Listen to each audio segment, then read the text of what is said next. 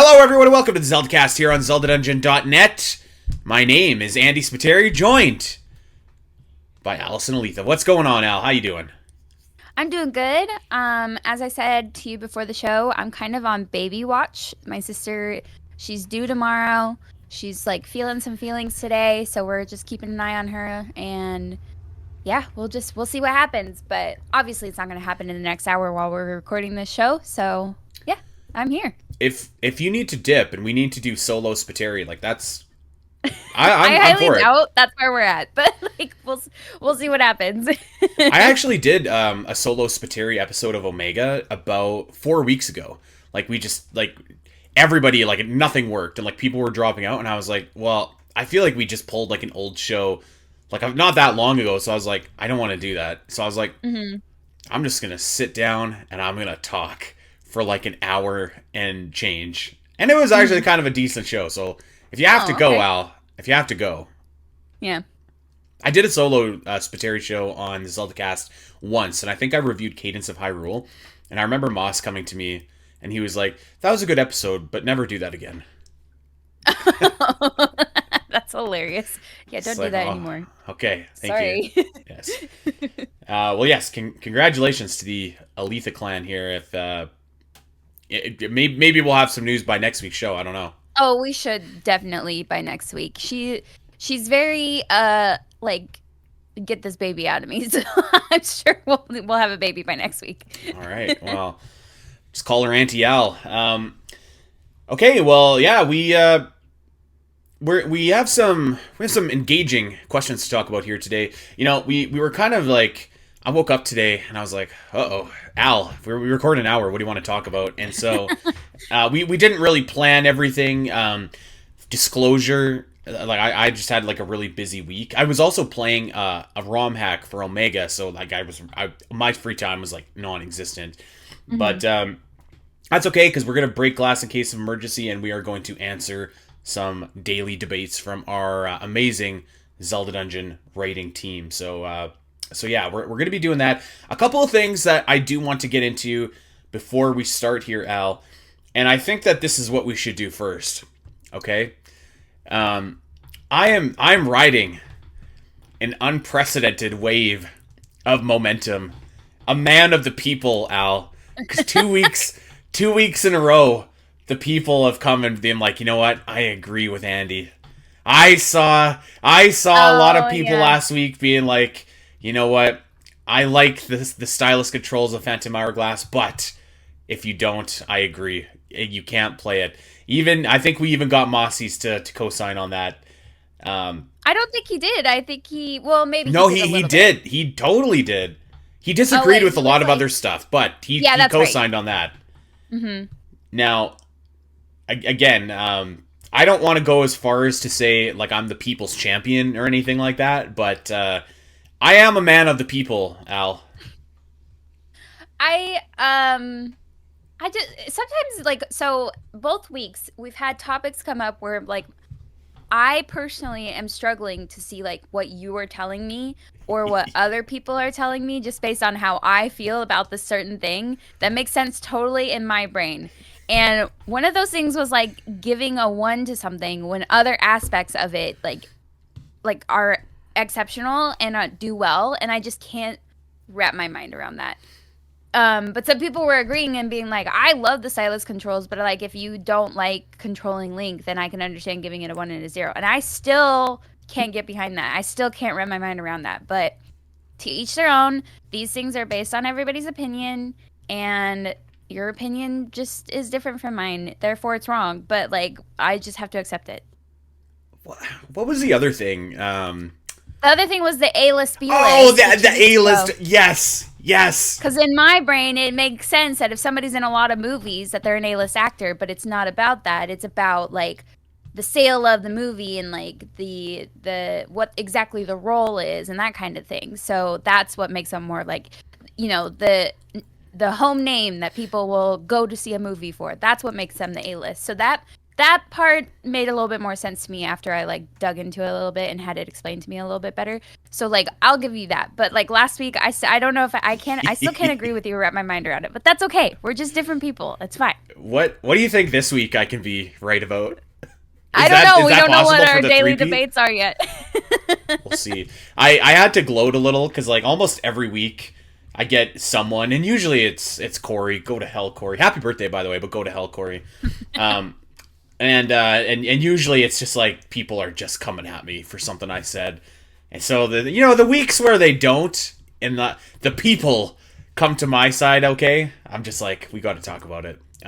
Speaking of Corey, actually, Wait. Oh yes, I'm sorry. I have to go back and say, like, I said so many names wrong last episode, so many of the boss names. Like, I mix up Fraz and Blaz, which are, Fraz is from Spirit Tracks, so my Who would bad. ever do that?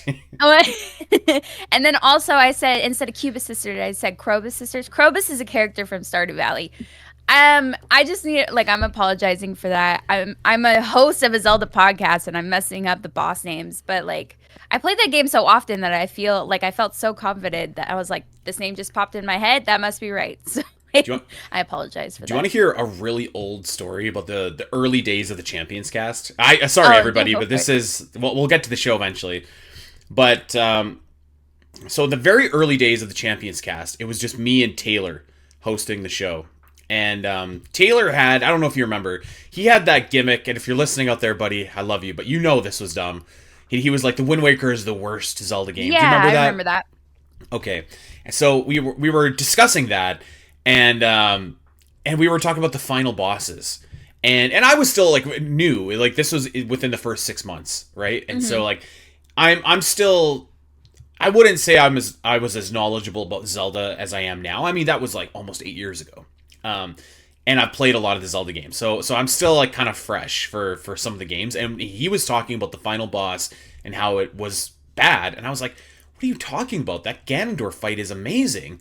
And so I'm trying to challenge him, and I back him into a corner, and I'm talking about the Phantom Hourglass final boss, and something along the lines of like, he's trying to say like that the boss is worse than the Phantom Hourglass boss, and I couldn't remember who the Phantom Hourglass final boss was, and so I had this like, I just let it slide, and Moss messaged me the next day and he's like, unacceptable, how could you do that? Like, you backed him into a corner, you had a silver bullet, and you didn't know who it was, so he got away with it. And I was like, I took that to heart, and I was just like, okay, you know what? From now on in, I've gotta know my stuff if I'm gonna, set someone up like that.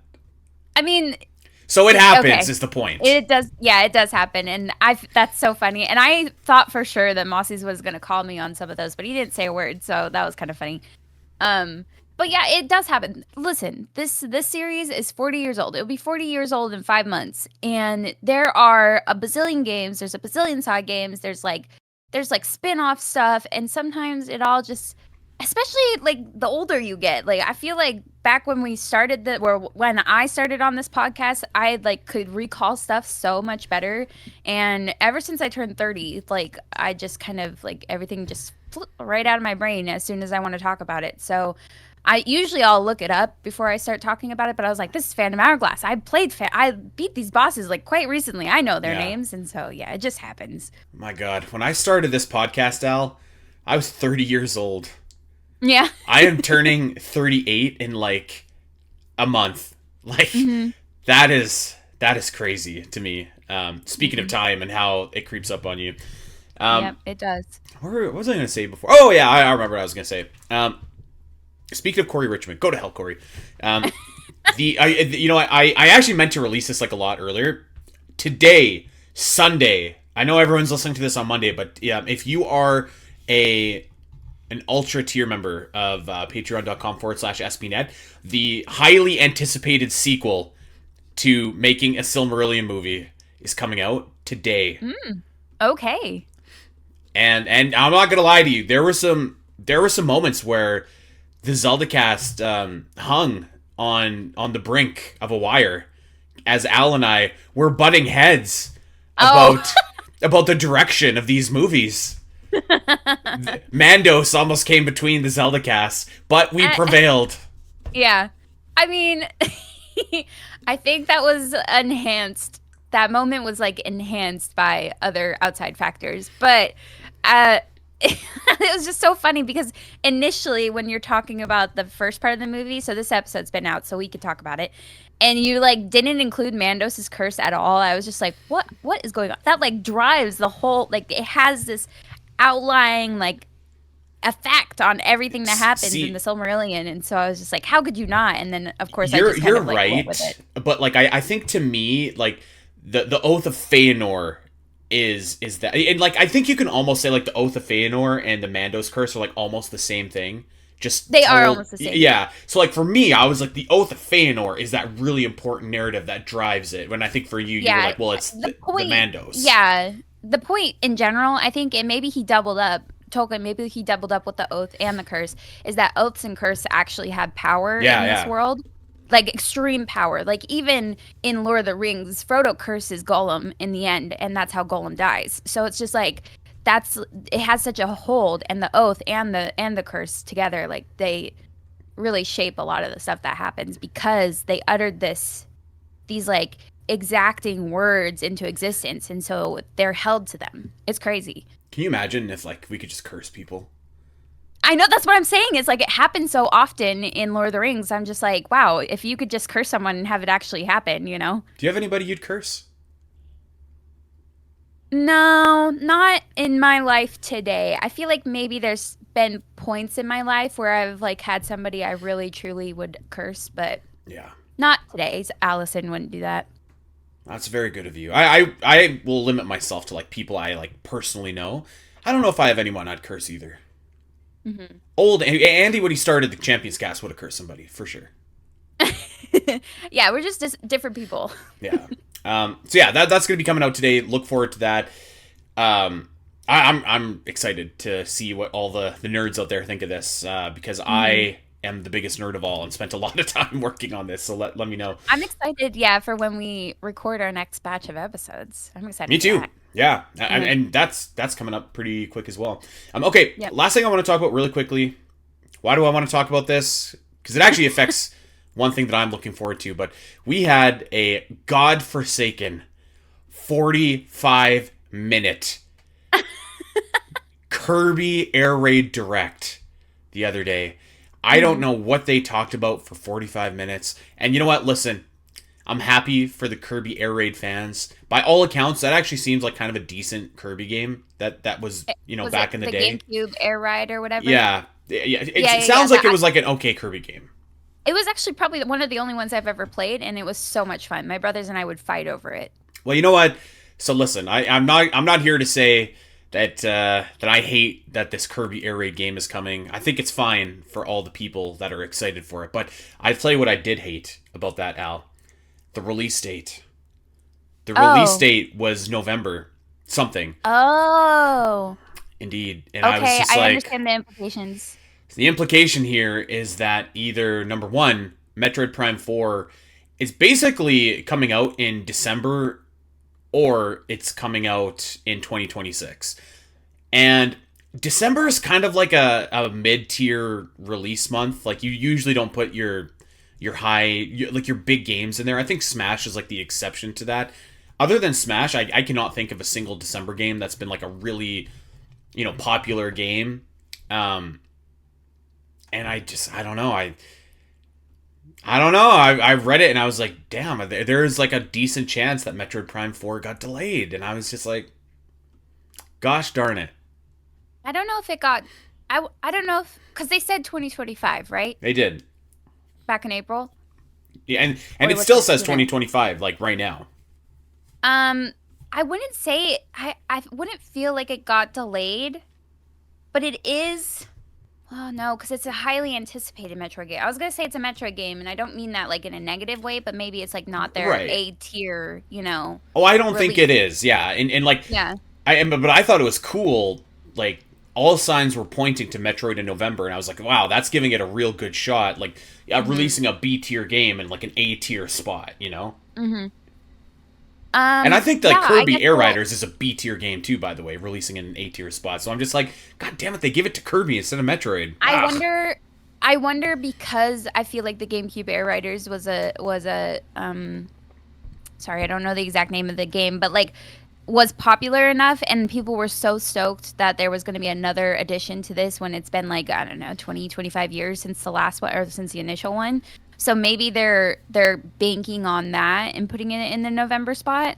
I don't Something know. I tells me can't that Metroid pretend to Prime isn't ready. understand since I don't really pay attention to that kind of stuff. I can't pretend to understand like the decision to have stuff come out in specific times.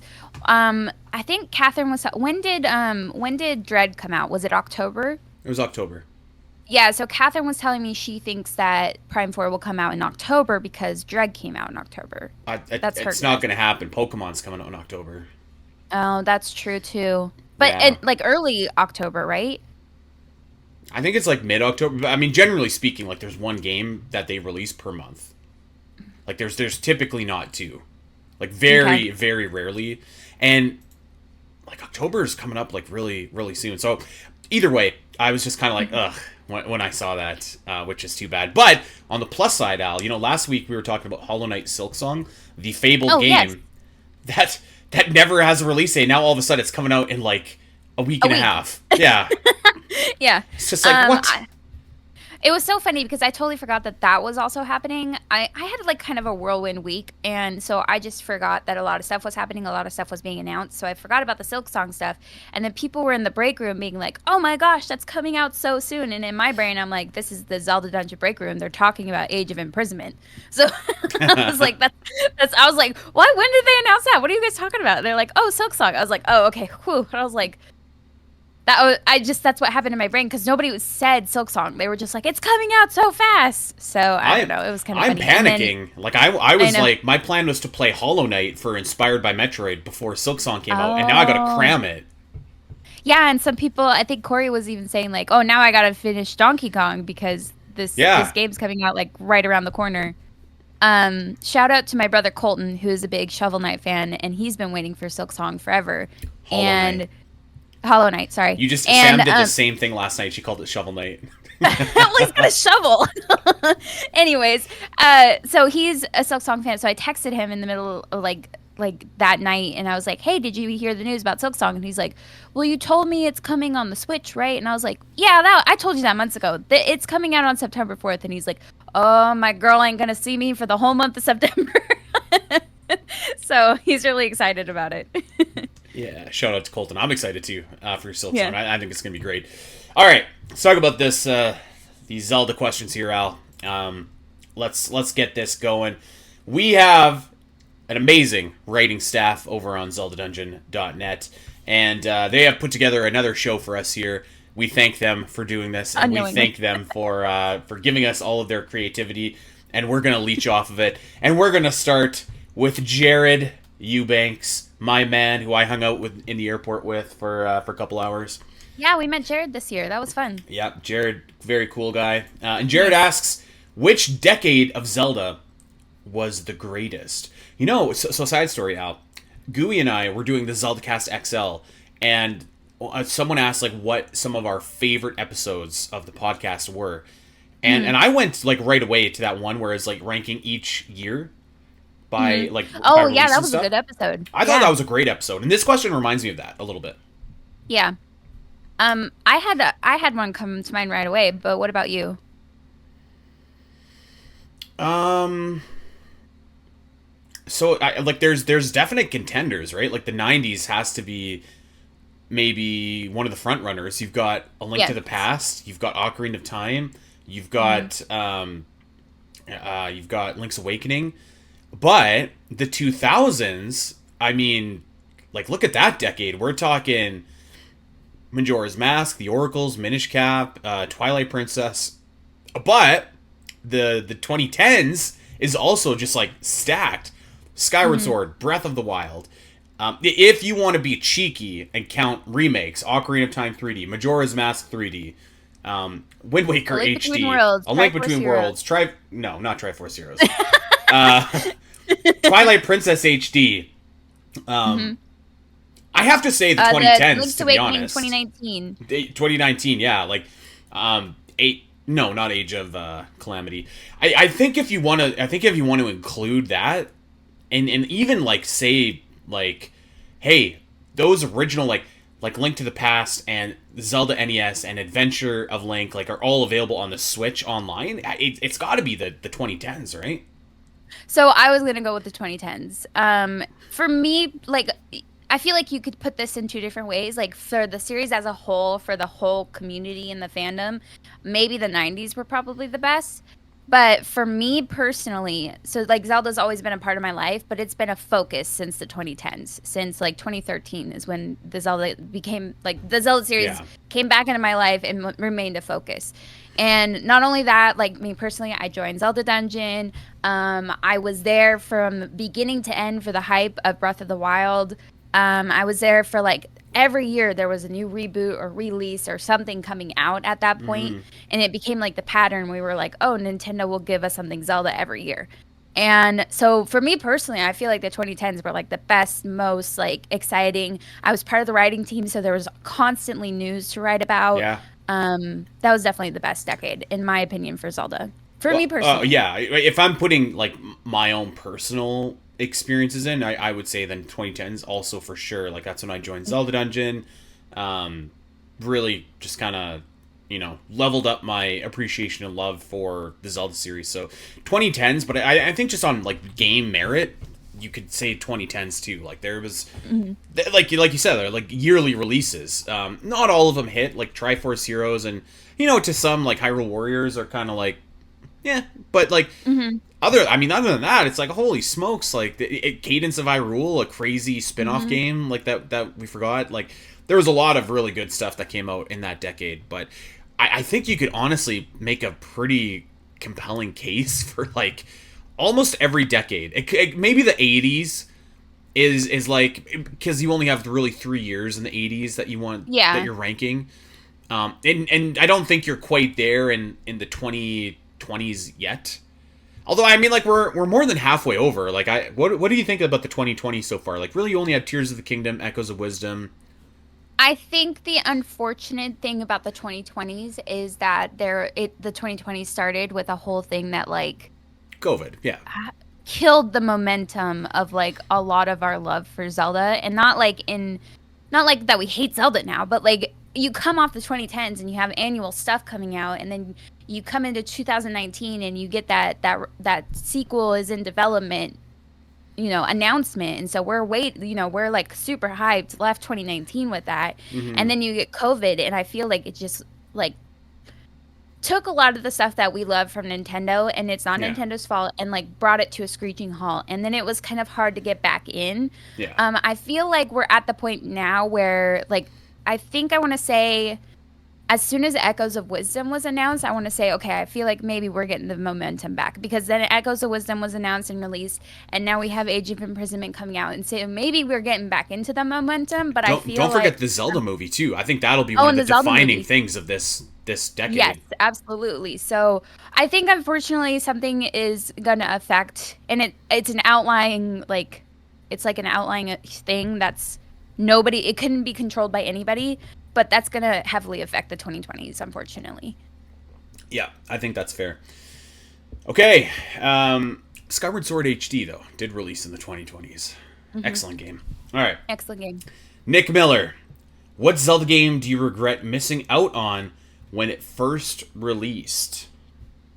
Oh, part of me wants to say like Ocarina of Time because like I was young and like I played Ocarina of Time like very shortly after it came out, like within a year. But I was young, so I wasn't just like, oh my god, I can't wait for Ocarina of Time to come out. That might be my answer, but I could say the same thing about Link to the Past. Like that, I was like, I think I was like 3 years old when A Link to the Past came out. So like, does it count? No, I don't think so. Like other, like beyond that, like Majora's Mask, like Oracle, like Wind Waker, I feel like is when I really was like, oh sweet, there's a new Zelda game coming out. And then every other game since then, I was like kind of there for it, you know? Okay. I don't know. I think Ocarina of Time. I feel like the serious answer is going to be Ocarina of Time, but I could joke and be like, "Oh man, I missed out on the Link to the Past. I wasn't even a thought yet." And then I also kind of miss out on, or feel like I miss out on like Zelda starting as a whole, because my dad has stories of like getting the gold cartridge and having a friend like steal his gold cartridge, and Yeah. and his friend being like, "Oh no, I don't have it, man." And then he went to his friend's house and found it. So he has all these stories about the OG Zelda, and I was like, man, I feel like a little bummed that I missed out on the start of something that I love so much. Yeah. But in all seriousness, I was 5 when Ocarina of Time came out. I remember very specifically watching somebody in my family go to the Great Deku Tree, and then also riding Epona as an adult. And but like again, those are memories from when I was 5. So I didn't get to play, and I didn't get to experience the hype of such a like iconic release until like 5 years later. I didn't play Ocarina of Time until I was 10. So yeah, Yeah. I would say Ocarina for sure. Okay, let's keep going. This is from Nicole Scott.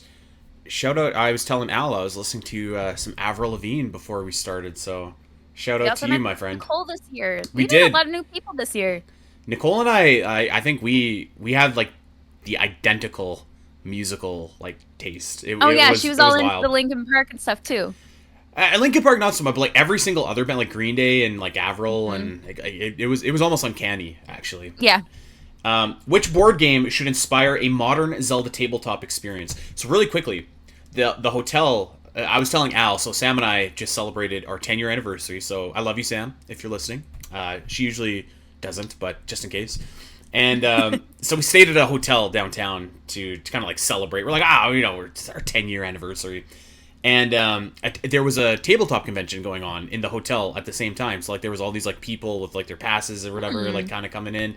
Almost had some Zelda Dungeon Marathon vibes. It was kind of cool, actually. Oh, okay. This one, I don't know. Like I don't know. Like I'm not. Like I like board games, but I don't like have any of my own. But I'll like play them with other people. Hmm. So I'm probably not the best person to answer this. You're probably much more in tune with this than I am, Al. Like I'm like me. I'm like a simple man. Like if you can't explain the rules of something to me in like 60 seconds or less, I'm just like my eyes go glossy and I'm like and I don't get it. Like playing werewolf. I think you could agree with that, right? Oh my god. Werewolf's fun though. Werewolf is Um, fun. Yes. it's like Coup, but just a little bit more, like a little extra. Yeah. Um, I can't say that I play a lot of tabletop games, but I feel like you could take any tabletop game and put a Zelda skin on it, and it'd probably be fine. Um, I don't know if like D&D is considered a tabletop game or just like a role playing game I or would consider it one. whatever, Yeah. but like I would say D&D like in the Zelda like in a Hyrule setting would be really cool. I want to say that Critical Role, which Matt Mercer is usually the DM for, he did in like celebration of playing Ganondorf and having tears come out. He did like a one-off campaign in Hyrule with his crew, and I'm like that's pretty cool. I would love to do something like that. I'm totally sure. Like so, I have a family D&D with my brother Andy, and he's usually the DM. And one day we had like half our people gone, so he took us to like this on this like side quest to an alternate universe, which happened to be Middle Earth. And so that was actually really fun. And me, my dad, and my brother Shad wound up getting 3 rings. It was really cool. So I'm totally sure he could take us to Hyrule someday, and that would be so awesome. That would be That's what sweet. I would do. Like if it had to be some kind of I don't know. Again, I'm not sure tabletop, but like if it was some kind of role playing tabletop thing, I would do D&D. I think that counts. Yeah, I would be totally down to do. Actually, Sam and I were talking about D&D like when we were seeing these guys, and she's like, "Do you know anybody that plays like D&D?" And I was like, "Not really, like Allison." But that's about it. I would be totally down to like play and see what it's all about because I've never played it before. I would say the only problem about it is it takes so much time, and when you're all adults, like finding the time to get together to do it is like Yeah. really difficult. So Yeah. that's the only bad, I would say, the bad takeaway from it. That's fair. Okay, let's go on. This is from Leslie, and what a question here. Does Ocarina of Time really need another remake at this point?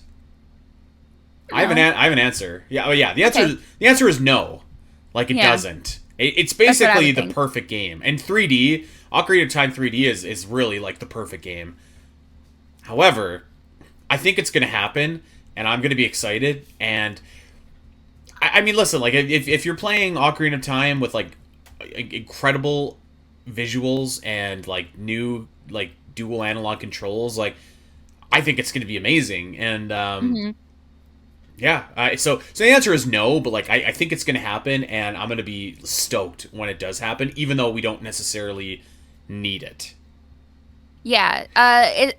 The question was, does it need one, Yeah, right? yeah, I'm gonna say no, it doesn't need one. But no, if we got one, I would think. I mean, I would be super excited, and I wonder what I it would would be look like. freaking Like, are we hyped. gonna like completely remodel Ocarina of Time and be like a different game, but the same like code, or are we gonna like remake Ocarina of Time and have it like look better, work better? I don't know if we need that after 3D. Mm. So, but I could see maybe them going in a different direction, like reimagined Ocarina of Time I and think say so. like, Yeah. yeah. And I And think if that's a that's the good case, play. Like Hyrule yeah, Field, you have to make bigger after Breath of the Wild. yeah. So I would feel like that would be really exciting to me. But like again, I don't think it's something that we need. So Yeah, I'd be like you, I'd buy it in an instant, but like I don't need it. yeah. I would be like absolutely stoked to get that, but it definitely, yeah, definitely not a requirement. If it's a choice between a new Zelda game or remaking Ocarina of Time, let's go with something new. Yes, exactly. Okay, Cora Burton, Violet might have ghosted at this. I don't know. We'll see. What non-Nintendo composer would you like to see create Zelda music? I don't know any composers. Not even from Hans like the Zimmer. movies. Yeah, Hans Zimmer. That'd be sweet. Yeah, Um, that's one that I was thinking of. Howard Shore would Howard be Shore. amazing Hmm. doing Zelda music. Who did How to Train Your Dragon? Was that Hans or Howard? That I have no idea on, to Googling be it. honest. You know who would be really cool in a Zelda game is Trent Reznor. I John think Powell. John. He's Okay, also incredible. Yeah. all right.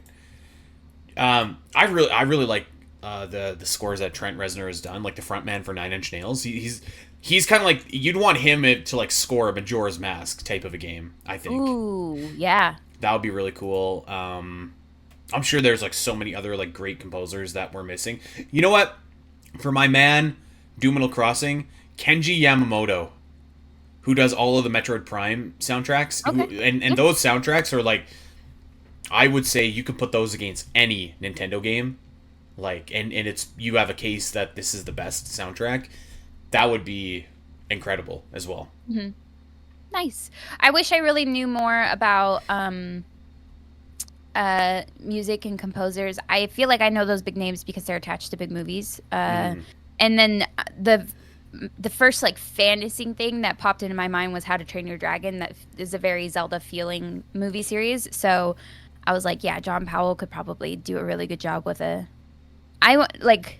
Do we know if there's going to be a composer for the movie? Do we already know if there's somebody picked or they're looking at somebody or we only um, know the director and the two actors, right? I have to imagine that they probably don't have the composer yet. I can look into it though and see, but I think like typically I think that's like a later and the director would choose that typically as well. Hmm. So I will let me see what I can find though. Um, all right, let's move on. I'm gonna skip this next question. We're gonna go to the one below it because I was really excited about this question actually. So much so that I even commented on the daily debate, which is rare for me in these modern times here, Al.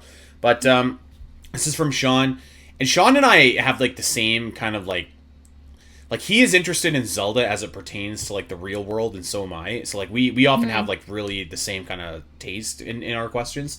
And Sean asks, which Zelda titles could claim to be a Nintendo system's best game? And so let me set this up here. I think what he's saying is like, so not your personal taste, but like which like games could you look at and say like, okay, objectively, this is the best game on this system. So like, let's use the obvious example, Ocarina of Time. You can objectively look at that game and say like, this is the best game on the N64. I think Hmm. like you could have a real strong case for that argument. And I think that another one that's a slam dunk too is you look at Breath of the Wild and you could say like this was the Nintendo Switch's best game. I Hmm. think those two are like the clear front runners for my money. Is the question best Zelda game or best game Best game. of the console? Yeah. Okay. So you're competing with everything. Okay. That's unfortunate for me since I don't really know a lot about everything else. So I feel like I would agree with you for sure about Ocarina of Time because again, that was like such an iconic pivotal moment in gaming. And then same with Breath of the Wild being such like being a launch title on the Switch, innovating the Zelda series, innovating like a lot of open world games. Yeah, but I'm trying to think of anything else. I have a few contenders. I feel like maybe not like blow you out of the water contenders, but I think you could probably make a case for the Minish Cap being the best Game Boy Advance game. It has some stiff competition. You've got like Metroid Fusion. You've got some of the Castlevania games. You've got I don't feel like you ever had like that really killer Mario game on Game Boy Advance, but like Golden Sun was really hype. But I think you could make the case for Minish Cap being the best game on Game Boy Advance. I think that you could probably make the case for like maybe one of the Oracle games on Game Boy Color. Basically, all you're competing with is Pokemon at that point. So like, I mean, maybe. I feel like Pokemon's a steep competition, no It matter is, yeah. what it is. So I guess I forgot to mention Pokemon on the Game Boy Advance too, but yeah, I feel like those ones you could maybe make the argument. What about this? Could you make the argument that A Link Between Worlds is the best 3DS game? I don't think I would, but yeah, maybe you 'cause could. isn't there's a Mario Kart game on the 3DS and a Smash Bros game on the 3DS. I don't know that either one of those games are like super beloved though. To be, you know what I I would want to say say Mario is Kart was pretty strong on 3DS, but that's just based on the people Yeah. that I know in this community who loved it. I think if we were to look at Metacritic, you know what, I'm going to pull this up actually here. Stall for me for a sec, Al. My thought Okay. is that what's coming up is either Pokemon, Fire Emblem Awakening, maybe like Luigi's Mansion. I don't know. Let's see. Again, this is hard for me because I'm like, I don't pay attention to anything else that comes out unless I'm interested in it. So, like, if something was like wildly successful, but I'd never played it, then I don't know. So, I feel like this question's hard for me. There's like obvious, like Ocarina and Breath. What do you think about this? So Ocarina of Time 3D is actually the top-rated 3DS game on Metacritic, but I feel like that's cheating. Yeah, So I would let's say just take that like, out. Okay, acceptable, I guess. So number 2 is Fire Emblem Awakening, which I would personally say is the best 3DS game, but number 3 is A Link Between Worlds. Like, so Okay. I think you could make that argument. You could, especially if you say that Ocarina of Time 3D doesn't count. I think people are probably waiting for us to talk about the Super Nintendo. And you probably could, I guess, make the argument that Link to the Past is the best Super Nintendo game, but man, there you've got some steep competition there. You got Super Metroid, you've got Super Mario World, you've got Chrono Trigger, you've got Donkey Kong Country 2, and you've got Final Fantasy 6. Like that is I'm steep. trying to remember. So we got our SNES like from a garage sale, and that's how we got A Link to the Past. And we played, I think I was like 7 or 8 when we got A Link to the Past. But we also had the Super Mario, and there was also this other one. I'm trying to make sure that this game actually came out on the SNES and we weren't playing it somewhere else. Cutthroat Island. Wow. We loved that game on the SNES. I don't know if it was like extremely popular, but like Something tells me maybe it's not. I don't know. We played the heck out of that game. And then there was also this one, oh, maybe that was on the GameCube though. There was like a couple games, like these old games that we just got from a yard sale that we just loved the heck out of. And we never got any new SNES games. We only played like the same 5 games. So Okay, well, let's finish off our systems here. So let's talk about the GameCube. I don't think so. I don't think that you can claim that Twilight Princess or Wind Waker is the best game on that system. I think the clear choice is Metroid Prime, and then the second is probably Smash. Kirby Air Riders. Hey, people love that game. People, you know what? Let me do my Metacritic filter here. I've got it pulled up. You know what? Okay, so number 4 and number 3 are Wind Waker and Twilight Princess, respectively. But That's number wild. number 2 is Resident Evil 4. Number 1 is Metroid Prime. I think Okay. like I think Metroid Prime though was just like the clear best game on the GameCube. Okay. Again, I didn't play that game, so I'm not helpful there. But You got to play Metroid that's Prime. is that the one? Is that the one that got remastered recently? Yes, So I could play that on the Switch. you could. You Okay. should. I might. When's your birthday? Do Ah, I your have to birthday's in play all July. the primes to understand 4? Probably not. No, I doubt it.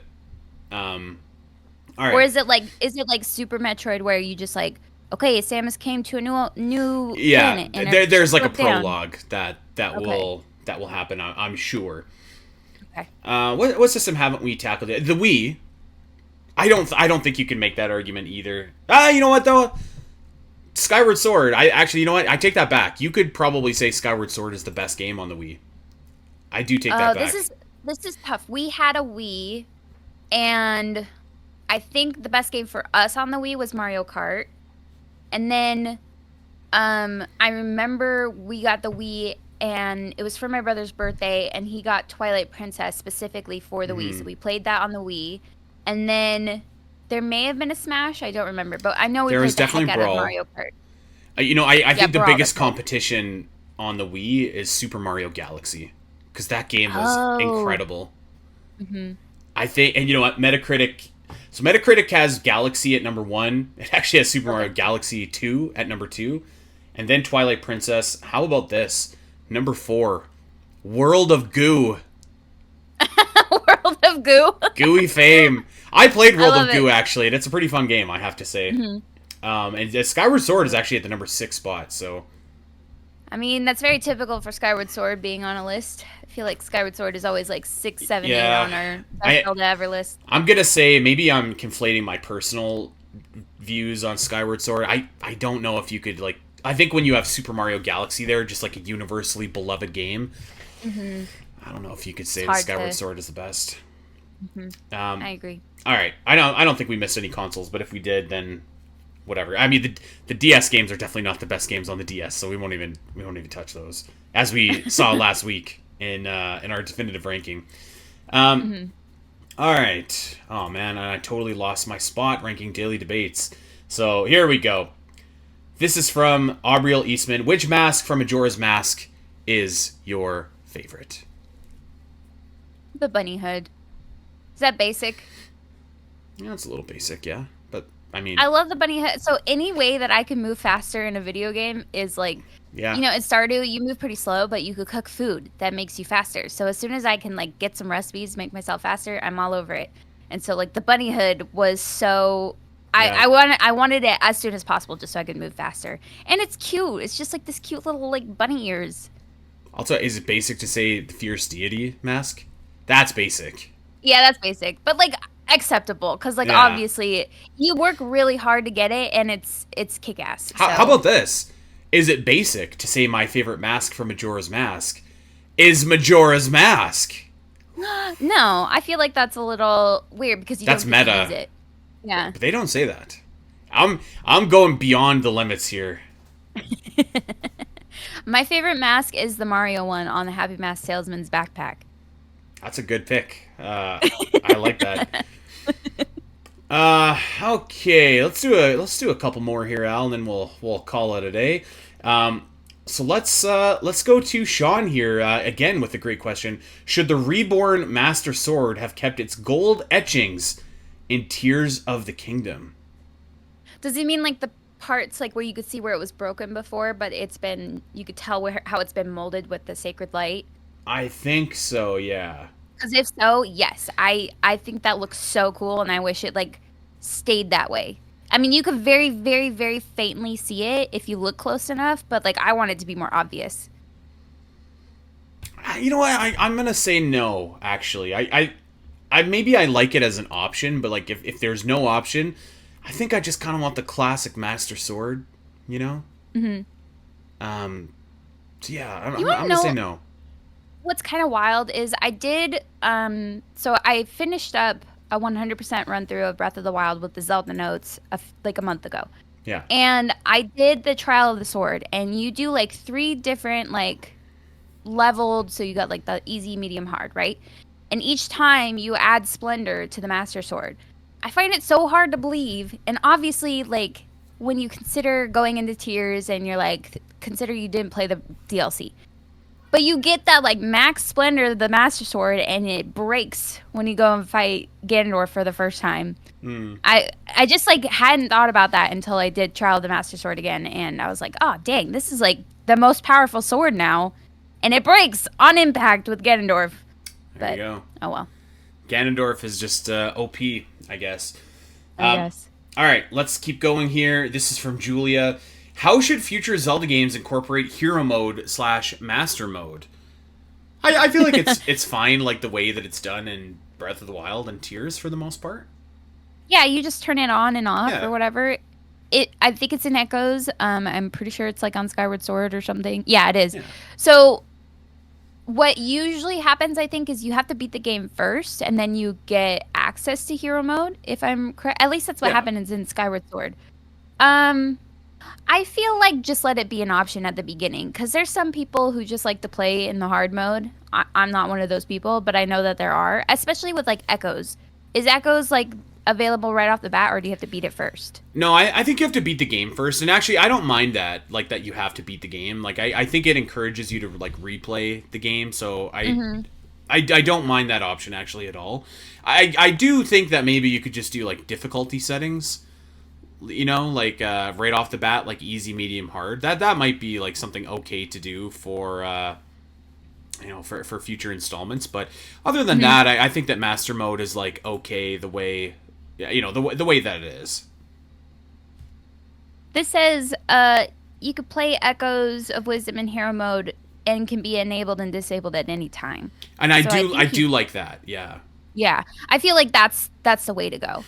Yeah. Instead of like I understand the it's like what is it, the file plus or whatever, Hmm. where you complete it and then you get like more difficulty options. But for me personally, I like to gauge my difficulty like right off the bat when I start a game. Like when I play stuff like Skyrim or um Baldur's Gate, I always pick like the easiest thing. I prefer to be more like in the story than like dying all the time. So Hmm.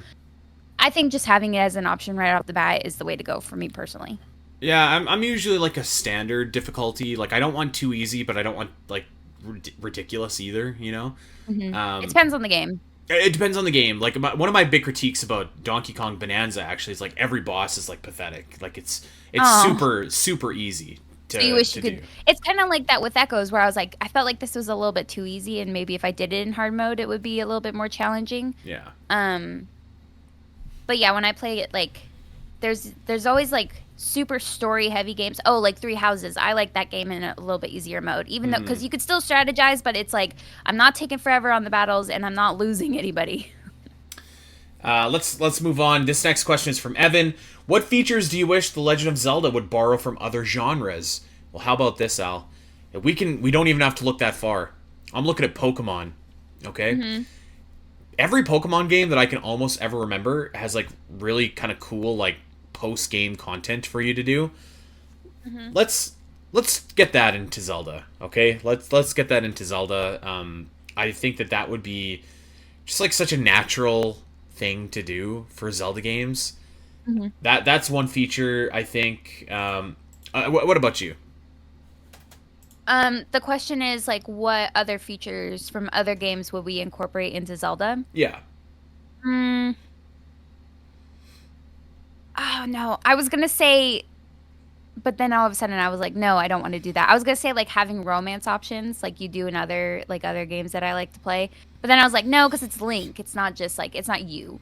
Um. I don't Ooh, like this. hate that idea. I don't hate Mhm. it, but like you would Let's have say to like do it delicately. yeah. Let's say you have like you have your Zelda, your Mifas, your Malins, your whatever. How about this? I wouldn't mind if like so the way can I assume you've never played Final Fantasy VII, Al?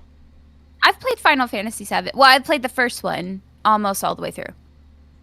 Okay, so But the I'm remake. Okay, assuming, okay. yeah, I'm So in the assuming remake, you get to like choose between like Tifa and right? So what's her there's name? Aerith. So there's different Aerith. dialogue options that you do, that you have during the course of a game, and Mm-hmm. it all kind of culminates when you're in one of the towns, and you go basically on a date with one of them, Mm-hmm. and like the date is you kind of like sitting on a car, you're going around the world, and you see like this really cool cutscene, and like that I could see in Zelda.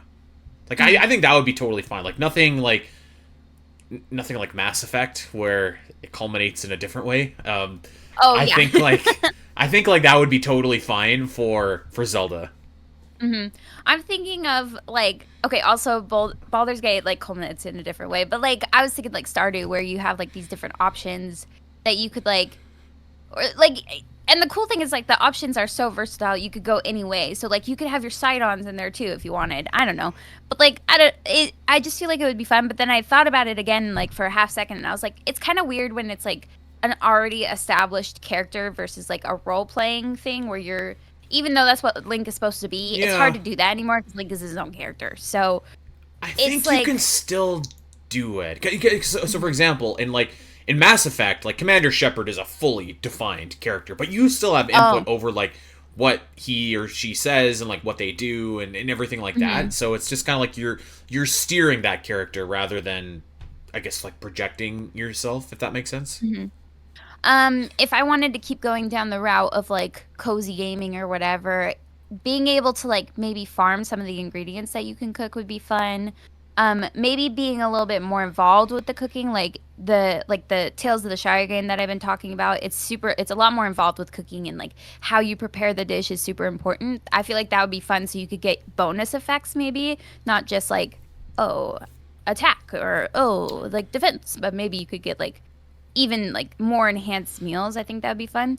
So like these aspects that I like from other games, I would love in Zelda. I would hate that. I would not I like mean, you that at don't have to all. do it. I'd like to do it. Um, what do you think about like leveling up? I actually don't want to see Oh, that like experience points or anything like that.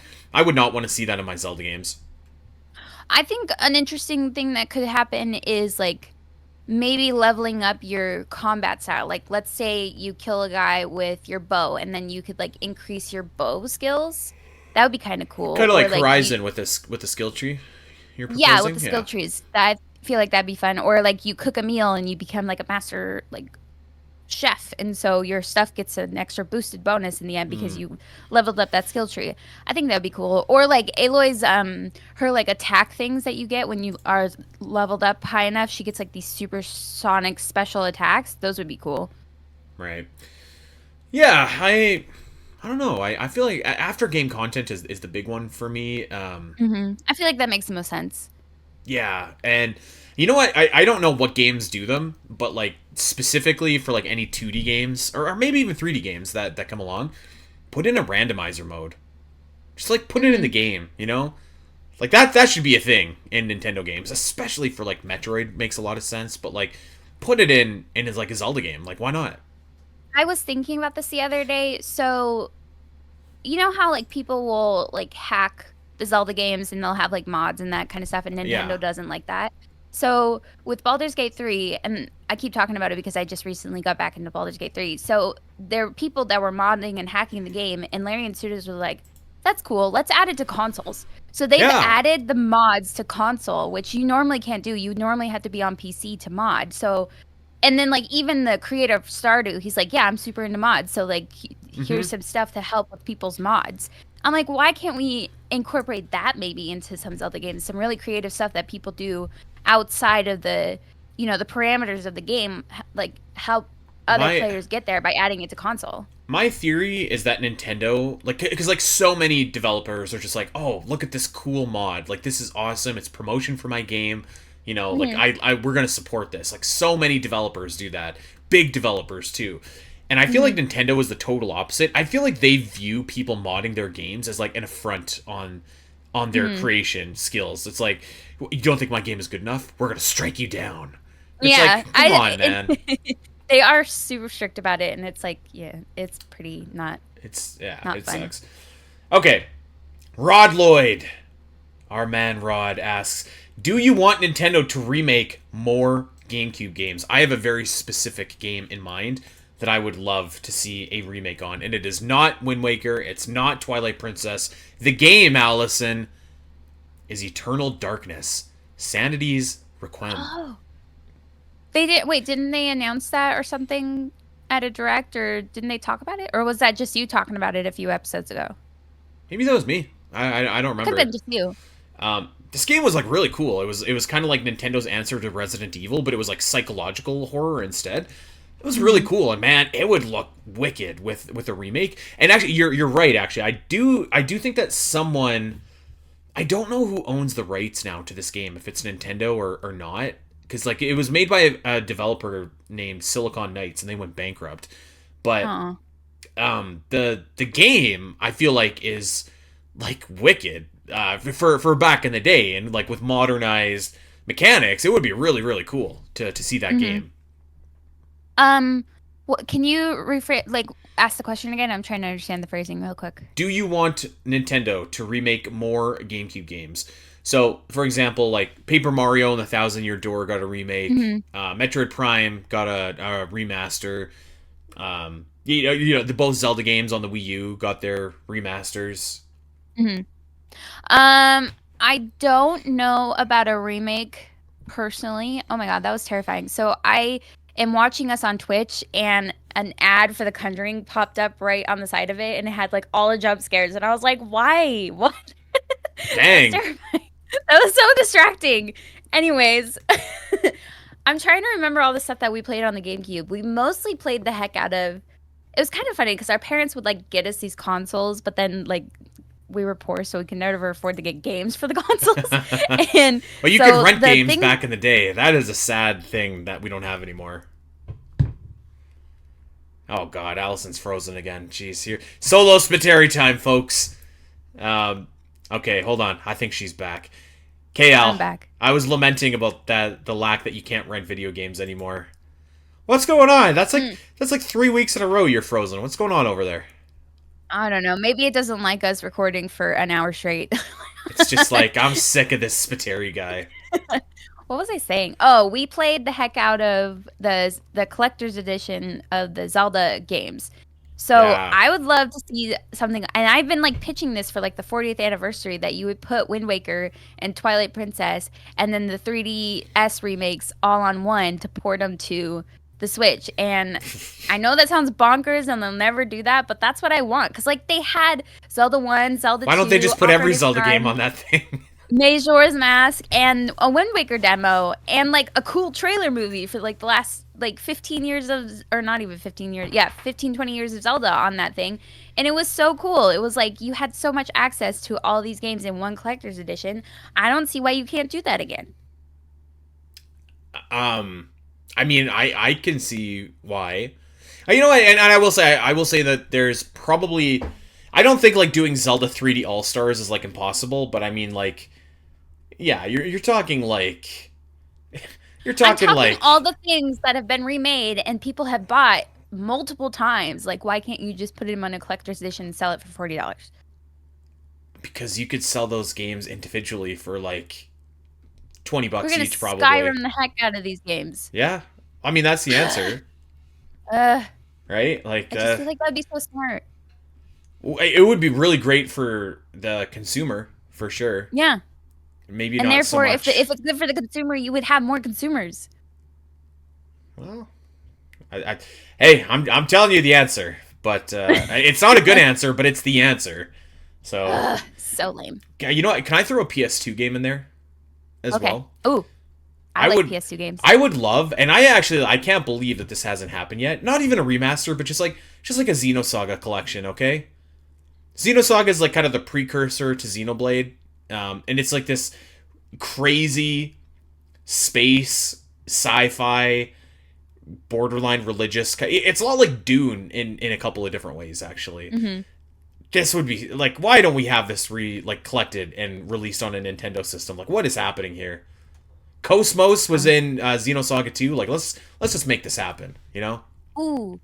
Okay, wait. I just remembered a GameCube game we played a lot of. Ty the Tasmanian Tiger. I believe you can play it on the Ty. Switch.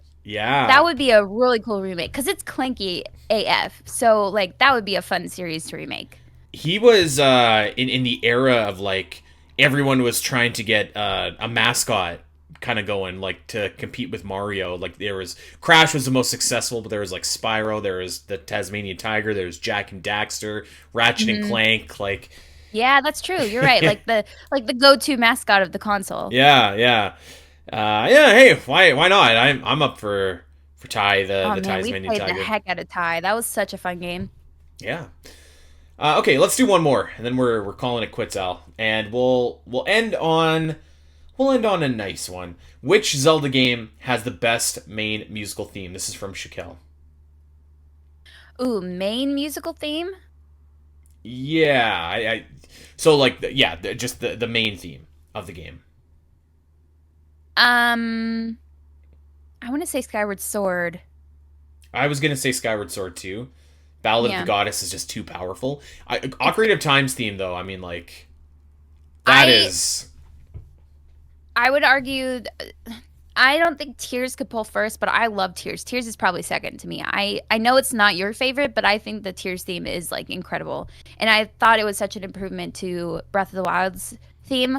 The mm, only problem I have with Breath of the Wild's theme is we talk about it all the time, that weird like stop that yeah, they have in the middle of the song. It's just so weird and jarring.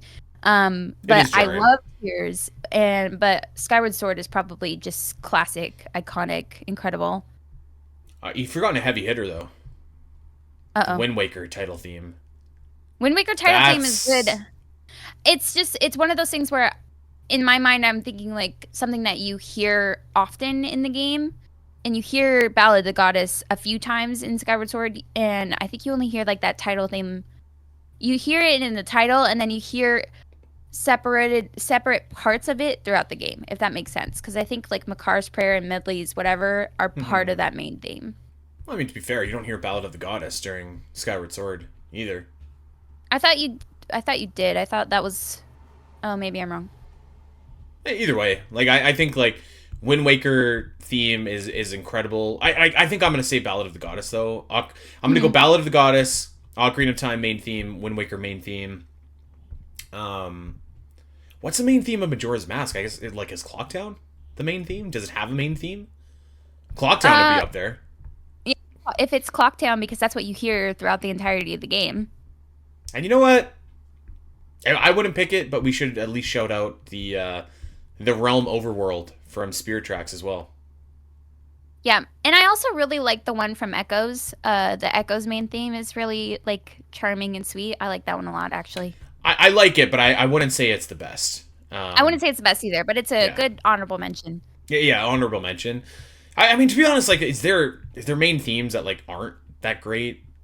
I don't think. I think every main theme is at least like good. You know.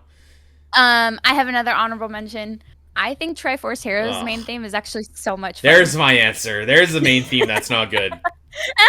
How could you say that? I don't like the music from Triforce Heroes. It's too Celtic for me. Oh, that's right. And we've had this talk with Wind Waker too, where you're like, I don't really like the Celtic thing. What can I say? Oh my God, I just did an Andyism My right there. my man of the people run is coming to an end here. I fear. Oh yeah, I forgot about the Celtic thing.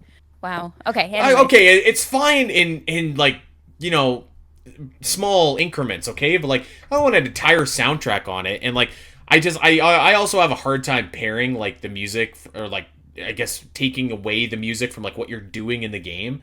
So I'm just Mhm. like playing the game sucks, and like listening to the music There's like reminds me of playing the game. So there's a couple bangers actually in Triforce Heroes, like the Hinox Brothers theme. That's a banger. I love that song. hey, I'm not saying that there's no good music in that game. I'm just saying that that soundtrack I think is not high up on my list of the Oh, ones that I I'm mean, listening fair. to. Absolutely fair. Yeah. Yeah. All right, Al. Anything else before we get out of here? Nope. I think that was a fun episode. We talked about Kirby. We talked about Hollow Knight. We talked about um, Ty the Tasmanian Tiger. Ty. Yeah. We talked about Cosmos. Talked about being the people's champion, a responsibility I take very Oh my God. seriously. So I dumb. think that's it. I think we're good. Any updates on Nope. Auntie Al? No. Okay. Not got nothing. I'll check with her afterwards. So Okay.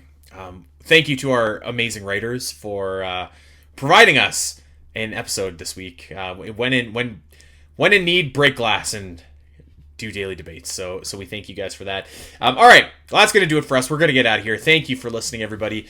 Middle Earth, the podcast, episode 3 is dropping today on patreon.com/spnet. So go and check that out if you are a Tolkien fan. We are doing the sequel, the second half, for how you would make a Silmarillion movie. I promised myself that these episodes would be 30 minutes max when I made them. Our third episode's like an hour. Okay, so I broke my own rule. Oh yeah. I don't remember that. We went back and forth and up and down and sideways and back. Like it I went. don't remember that. Well, that doesn't surprise I guess me. we should have made a 3-parter. We probably should have, actually. Sam wasn't very happy with me when we were done recording. She's like, "You were gone for like forever." Yeah, to be fair, we recorded for like 3.5 hours, so that was pretty bad. I told her to, so. Yeah. Whoops. Yes, so go check that out on Patreon, patreon.com/spnet. Check us out wherever you get your podcasts. Go like and subscribe and recommend and rate and review, all that kind of fun stuff. If you got a Zelda fan in your life, tell them where they can get their weekly Zelda fix.